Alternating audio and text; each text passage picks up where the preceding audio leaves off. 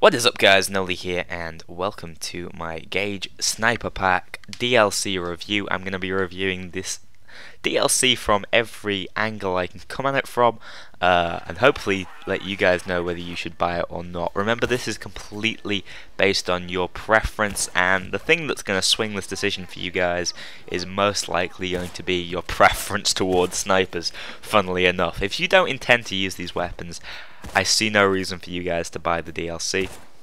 But if you are, there is a lot of reason in there, and a lot of fun gameplay hours that you are going to get out of it. I personally don't see myself ever switching off the sniper again, at least for a long, meaningful amount of time.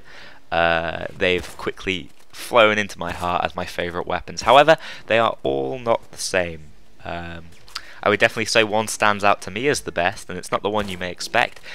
I'm going to go through them in order and tell you exactly what I think of them and exactly what playstyle they adhere to. So, starting off with the Rattlesnake, we have the one that I considered originally when we looked at it to be the weakest. Its damage is almost half that of the second weakest. However, its magazine size, rate of fire and total ammo is the highest. I thought this would be the entry level. It's unlocked at level 15. Surely it will be the worst. Well, friends, I've found it to actually be the best, or at least the most versatile. You can use it in almost every situation. It's extremely powerful in normal difficulty, hard difficulty, even in very hard. You're going to be one-shotting, two-shotting most enemies, particularly if you aim for the heads. The headshot multiplier is huge, and because of the ammo and the rate of fire, the ammo is the real drawback to these weapons, and of course the ammo pickup capacity. Because this has sort of a relatively high ammo capacity as well as a pickup capacity, it's really strong in my opinion, and it suits my playstyle. It's the closest range sniper. Because of its rate of fire, it's most usable there, and that's where you're probably going to do your most damage. However, it's relatively stable, at least compared to the Thanatos, so you can use this as your long distance weapon of choice. It is, in my opinion, the second, maybe third strongest weapon in the game right now, depending on your way of looking at it. The fact that you can kill things through walls is absolutely huge. You see a guy running off with your bag, you shoot him through the wall. There's a little bit of gameplay showing you guys that. And as far as the no-scope, or at least the 45-degree iron sight works, you're basically going to work just as well at close range with this weapon. The no-scope is of course very strong. You're going to one-shot most enemies, and the deviation isn't particularly high. The 45-degree scope, just skipping ahead onto something I'm going to talk about in a little bit, is a little gimmicky maybe, but it's definitely worthwhile using it as soon as you can unlock it, and I'll give you guys a tip how to unlock it in this video. So the Rattlesnake is my favourite. The R93 is my least favourite for a couple of reasons. First of all, the ammo capacity is the second highest, but it is a fair bit lower than the Rattlesnakes, and because of that, I just don't feel it does the job as well. It does come into its own around about the overkill and very hard difficulties, because that's when the Rattlesnake starts dropping off with its one-shots, and the R93 starts hitting more and more one-shots. Its rate of fire is also the medium, and its damage is also in the middle. Its damage is an awful lot higher than the Rattlesnake, which is why you're going to find it much stronger in the latter difficulties. However, I just don't feel like the ammo capacity makes up for this because of the nature of snipers, because of the fact we're getting vantage points and we can aim and take cover a little easier with them.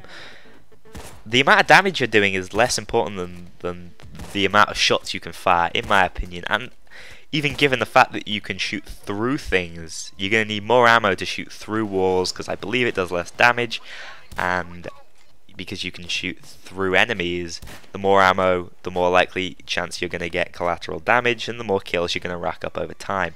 That'll take me on later into a little challenge I'm going to issue you guys, and you can let me know just how many kills you got, and I will upload a video showing you exactly how I do it. But that's for later on in the video. Finally, we're going to cover the Thanatos, the second best, but possibly the best in some situations. This thing is a monster in Death Wish. Its ammo capacity is really crippling, however, and it does not pick up one ammo per ammo drop, so that's also going to be a problem for you guys. The rate of fire isn't a massive issue, it's not that much slower. However, the stability is so low that after you fire, you are going to be looking not where you meant that bullet to fly. So it's not so much that the accuracy is the problem, it's just that if you do miss that first shot, your follow-up shot is likely also going to miss. And so I find my accuracy is the lowest with the Thanatos, and I cannot afford it to be given the low magazine and ammo size. But its damage is massive. You're going to shred through enemies on Death Wish, particularly on Death Wish when enemies group up. These bullets are going to fly straight through them and kill them all in its path. So the Thanatos really comes into its own in Death Wish, most likely the best Death Wish sniper if you're rolling with a team. I will get onto how the solo sniping works in a little bit. Safe to say the Rattlesnake is my favourite for that. But finishing off with the Thanatos, the threat is so high with these weapons that it's quite an interesting mechanic, I think. From the vantage points, you can actually shout civilians down, and because of that, they're relatively strong even in solo play, because you can control your crowd from a distance, particularly if you couple that with the mastermind perks. So the Thanatos is awesome for taking out bulldozers, as we imagined, and shields. It may not be the best to take out things like the slightly weaker enemies like cloakers or tasers, because the R93, for example, will one-shot tasers in the head. The Rattlesnake is a little weaker, but it's just enough, and because it makes tasers flinch in one shot, they're not going to be able to hold their taser on you long enough to kill you. As far as hipfire in these weapons go, like I said, there's not an awful lot of deviation in where your bullet is going to go, but it is noticeable.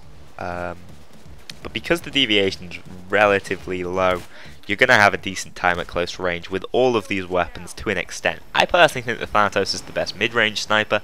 I think the R93 is the best long range, and I think the Rattlesnake is the best close range. And due to the nature of the game and its close range-ness, you're going to be using the Rattlesnake the most, just in my opinion. But coupled with a Desert Eagle, the Thanatos is a mighty foe for every enemy. Like I say, coming into its own on Death Wish. As far as these scopes are concerned, you have your short dot, you have your Thea, and your iron sights, and any of the scopes you choose. I actually found the ACOG scope to be quite strong. The short dot is absolutely fine, you don't need to worry about it. The Thea can be good, particularly on the R93. And the rangefinder and auto target is a bit of fun on that, so it's decent. And as I've said, the iron sights are strong for close range, a little gimmicky, but they are fun to use, and they're probably a slight improvement on using the scope, but on the whole you'll find your scope will be good enough at close range, assuming you're using the short dot. So as far as the unlocks go, I love how you unlock the attachments in this update. I think it's how they should do it in all future updates. It makes it a little more skill based. I like rewarding effort, and particularly for me who likes to make videos on it, things that aren't just complete chance based are more convenient to me, because it means I don't just have to grind out missions until it happens. Let's specifically pick on one of the challenges. Let's go for the 3-man collateral. Kill 3 enemies with 1 bullet using any sniper rifle. First of all, the strongest one for doing this is the Thanatos. There is some gameplay footage that shows me getting it with the R93, I hope in this video. I don't know what I'll use exactly yet, but I have got that achievement.